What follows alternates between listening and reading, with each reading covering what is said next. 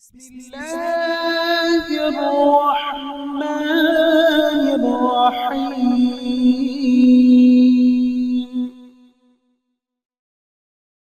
അസ്സലാമു അലൈക്കും വറഹ്മത്തുള്ളാഹി വബറകാതുഹു. നോമ്പ് മുറിയുന്ന ഏതാനും ചില കാര്യങ്ങളാണ് പരിചയപ്പെടുത്തുന്നത്. ഒന്ന്, സ്കലിച്ചില്ലെങ്കിൽ പോലും സംയോഗം ചെയ്യുക. സംയോഗം ചെയ്താൽ തന്നെ നോമ്പ് മുറിയും, സ്കലിക്കണമെന്നില്ലെന്നർത്ഥം. സ്വയം കൈകൊണ്ടോ ഭാര്യയുടെ കൈകൊണ്ടോ ശുക്ലം സ്കലിപ്പിക്കുക. അപ്രകാരം തന്നെ വുളൂ മുറിയുന്നിടം തൊട്ടത് കാരണത്താൽ മനിയ് സ്കലിച്ചാലും നോമ്പ് മുറിയും. ഭാര്യയുടെ ദേഹത്ത് മറയില്ലാതെ സ്പർശിച്ചാൽ വുളൂ മുറിയും, അത് കാരണത്താൽ സ്ഖലനം സംഭവിച്ചാൽ നോമ്പും മുറിയും.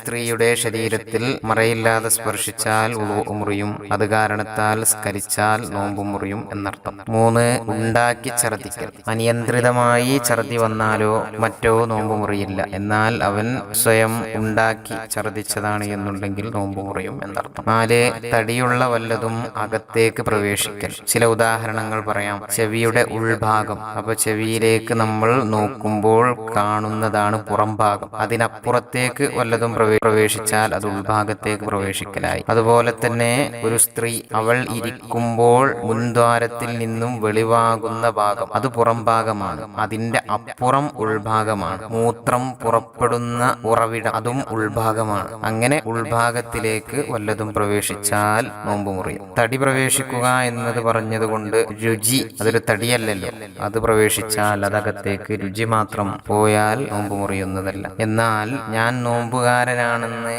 അറിവില്ലാത്തവനോ അല്ലെങ്കിൽ ഇത്തരം കാര്യങ്ങൾ ചെയ്താൽ നോമ്പ് മുറിയുമെന്ന് അറിവില്ലാതിരിക്കാൻ കാരണം അവൻ ഒന്നുകിൽ പുതിയതായി ഇസ്ലാമിലേക്ക് കടന്നു വന്നവനോ അല്ലെങ്കിൽ അവന്റെ അടുത്തൊന്നും ഇത് പറഞ്ഞു കൊടുക്കാനുള്ള അറിവുള്ള പണ്ഡിതന്മാർ ഇല്ല. ഇക്കാരണത്താൽ ഈ പറയപ്പെട്ട കാര്യങ്ങളൊന്നും നോമ്പ് മുറിയുന്നതാണെന്ന് അവൻക്കറിയില്ലെങ്കിൽ, അല്ലെങ്കിൽ നിർബന്ധിതനായി ഇത്തരം കാര്യങ്ങൾ ചെയ്തവൻ, ഇവന്റെ ഒന്നും നോമ്പ് മുറിയുന്നതുമല്ല.